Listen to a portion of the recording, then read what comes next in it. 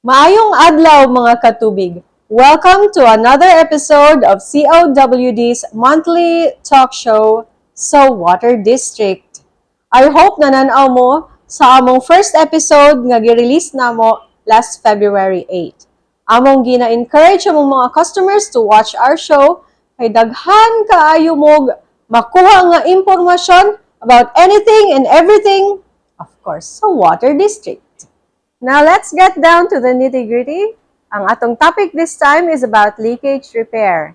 And here to help us know more about it are our guests from the Maintenance Department, Department Manager, Engineer Nieva A. Ladera, and Water Distribution Division Manager, Engineer Gildreth P. Frias.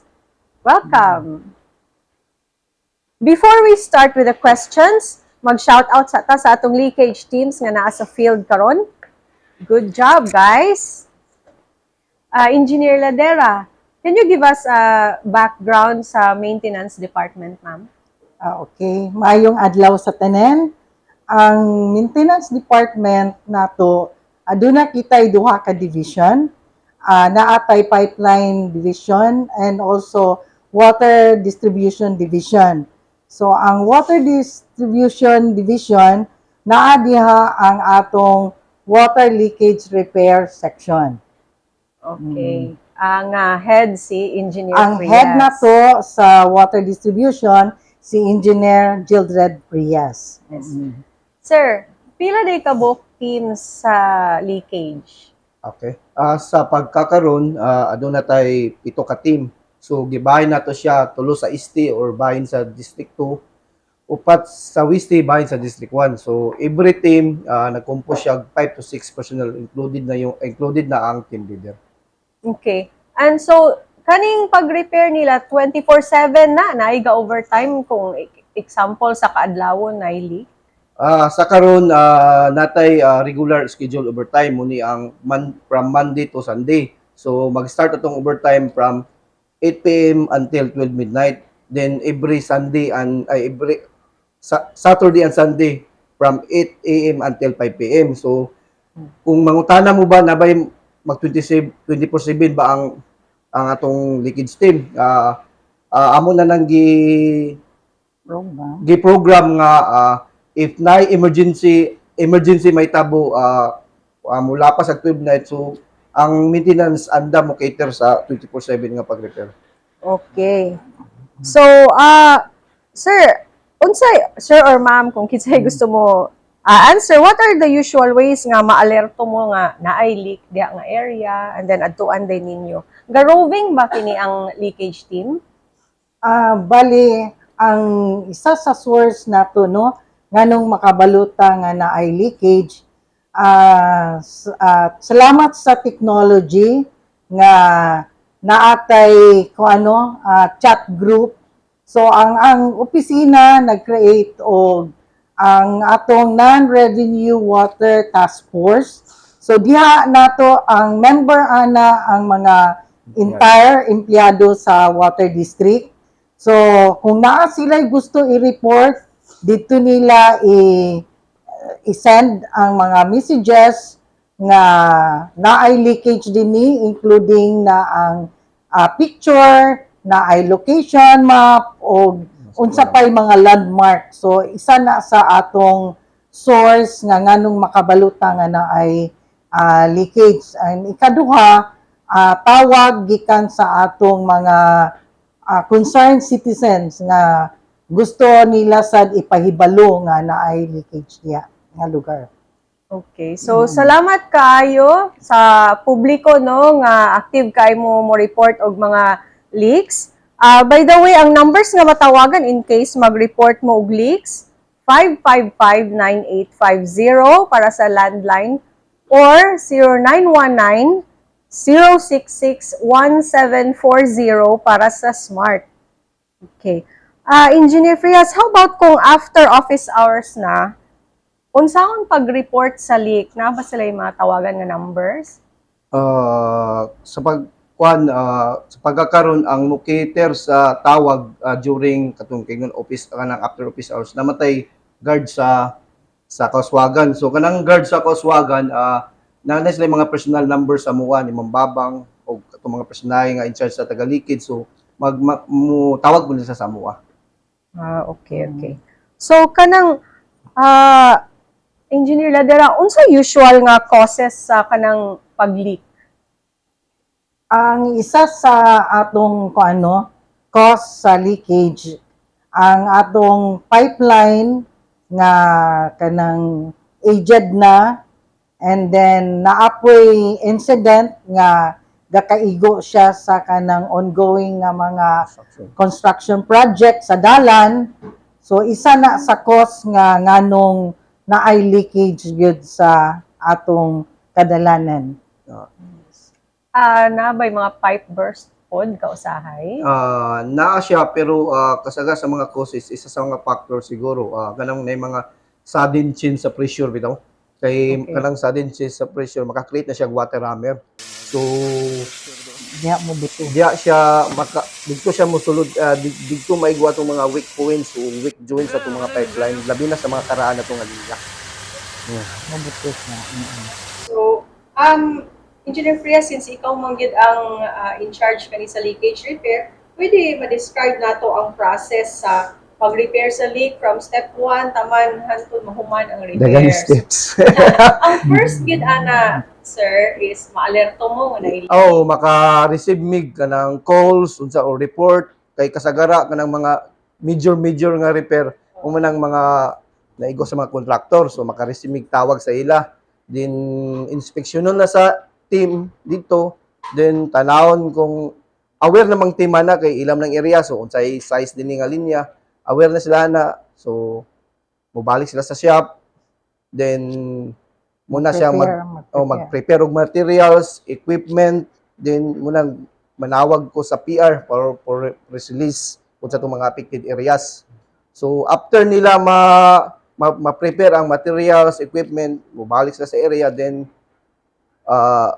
i-execute na nitong paunsahan pag-repair. Apil na ka ng dewatering.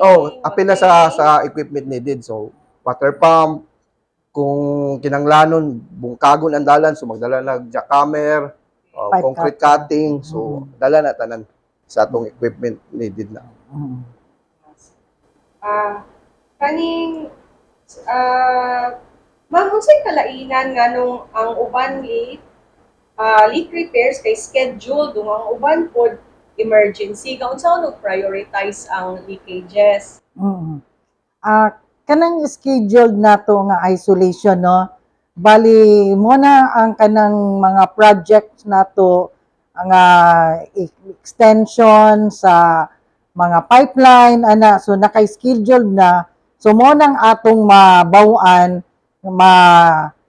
kanus agid siya. So ang kanasang emergency mo na siya kanang mga incident nga wala gid nato kanang wala pa ka dahom na naay leakage or burst nga mahitabo, mo nang gitawag nato nga emergency nga leakage.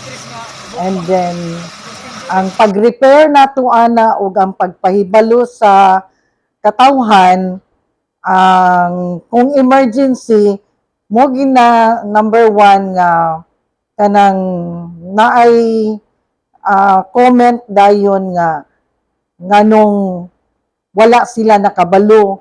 So mo nang pasensya gyud nga nganong mahitabo na kay wala man gud ta nag-expect nga inaana ang mahitabo.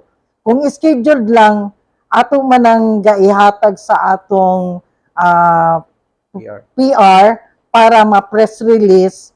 So naatay allowance sana nga 3 to 5 days para nila mapahibalo o ang isasad sa ilang gabuhaton magrekurida man na sila. Oo.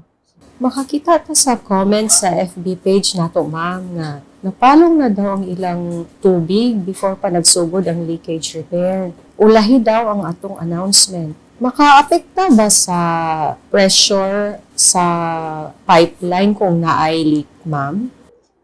Yes, siya. Makaapekto na siya sa pressure kung naay leakage kay bali diya ang hungaw sa pressure mo nang mawala ang tubig sa mga kabalayan kay naa naman siya lain kalusutan. So dili na siya tuloy-tuloy sa pipeline nato. So dako gikay na siya og factor nga ang leakage dapat gyud nato ma-repair dayon.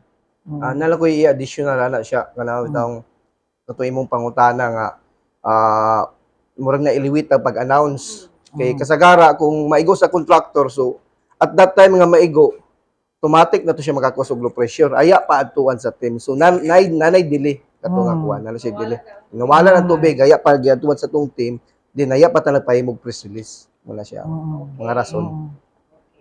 So, on the other side po, no, after na mo mahuman repair, nanong kausahay ma-extend man ang trabaho? Unsa usual nga reasons?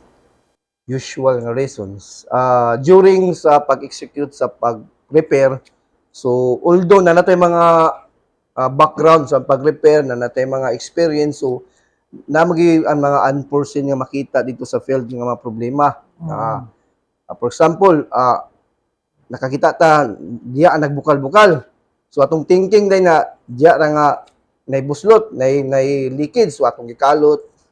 After nato pagsumpay, din pagpaandar nato, pagpa-open na sa tubig, then dito na po sa unahan. So inganap tong kakaitabo bito. Pareha sa naitabo sa Agusan last August na tulo ka leak ang nakuha na to bali 3 days to namo nga pag-repair kay every time nga masumpay dito na pusunahan. So pag magsumpay dito pusunahan murag lakag-lakag bitaw. Kay dili man namo mapinpoint kay during repair amo na sa i-isolate ang valve. So unsa na to'y pinakakusog among makita. So dito namo mag-focus para pagkalot. Usa maingana siya. Na di ay leak sa Napay lahat sa unahan na-discover. na-discover. So,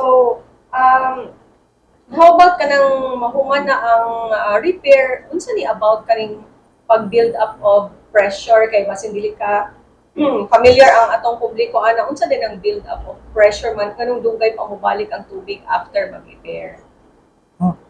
Bali ang kanang pag-build up sa atong pressure no nga isa na sa cause nga ngano matingala sila nga morning time nga dapat magbalik na ang tubig morning gihatag nga oras. So ang atong time naghatag tag allowance ana pero naay area labi na sa mga elevated portion ang atong pressure manggod kinahanglan pa siya hugot sa ubos ang pipeline dapat sa puno na siya aya dayon na siya makasaka ang atong tubig. So mo nang giingon nato nga naa pa gyud tay build up time allowance kay para ang katong elevated makakatubig na sila ulahi gid sila makatubig kaysa naa ka sa ubos nga portion nga area. Nearby areas dali ra mo balik. Then ang elevated ug lagyo. Ang elevated ug ang lagyo pud nga kon yes isa na sa kanang atong gakuanon nga ihulat doon nga mo build up kay para ang ang pag-transmit sa tubig nato ba. Kinahanglan siya time. So nagistorya naman kita og kanang human na ang repair ato na lang pud atong pangutan-on about sa restoration kay makatagdag daghang comments Engineer Frias nga kanang naay area nga wala pa daw na restore. I understand nga di ba kinahanglan pag-curing man ato pa ipasison ang yuta. Ipasison ang yuta. Ayan nato mag-restore. Ang sa karon lang kay wala may team nga restoration team nga dedicated nga team nga pag mag-repair ni magsunod bitaw nga mo restore kay ang ga-restore karon ang leakage team lang gyapon. So pero ginaprayo ginanamo kanang mga national road bitaw nga sa highway. So kana ginamong ginaprayo og kanang pag-restoration. Thank you so much, ma'am and sir, for taking Welcome. time out from your busy schedules para mo-appear sa atong show. Thank you. Thank you. Bye. We'll be right back. Ay, leakage. Maligo sa ako. Hoy! Kabayo! Nahibalo ka ba? Nga tungod anang leakage? O hinay umawala ang aga sa inyong gripo? Posible pa. makontamina ang inyong tubig o makaguba pa jud kini sa istruktura sa inyong palibot. I-report ang mga water leak sa among buhatan sa Corrales Avenue. Mahimo ka mong mutawag sa 555-9850 o sa 0906-007-0411. Moving on to an announcement. To provide our customers with a more comfortable area while waiting to be served, we are constructing a shed house which is expected to be completed on or before March 28, 2024. So temporarily until mahuman ang construction sa shed house, ang customers' waiting area gibalhin usa sa front sa building sa admin office namo sa Corrales. At this time, let's feature an FB comment. Gikan kang JY Sa. And ang comment niya is, Good PM, open mo Saturday for payment? Ang tubag is, dili mi open for water bill payments sa Saturday. Pero pwede ra mo makabayad sa among payment centers which i-flash na mo sa among screen karon. Kada Sabado lang, ang open is ang seminar lang for new service connection applicants. Yes, we do welcome your comments, but with a caveat lang nga dili na mo ma-answeran tanan tungod sa kadaghan. So much better if i-private message na lang ninyo sa among Facebook. Every episode, gahatag kami og giveaways sa tulo ka lucky winners. Pwede ninyo ma-claim ang inyong prize sa admin office namo, pangita lang ang PR personnel. Ang winners this time are for the COWD umbrella, si Abapo Isabelo. For water bottle, Encabo Linda. And then sa notebook ang nakadaog si Roa Emma. I hope nananaw mo sa among show kay para makabalo mo nga nakadaog mo or kung kinsay nakaila sa ila, please inform them. And that wraps up our show. But before I go, I'd like to greet all the women. Happy Women's Day today, March 8. Abangan ninyo among next episode. This has been your host, Sharon Neri. See you next time. Kauban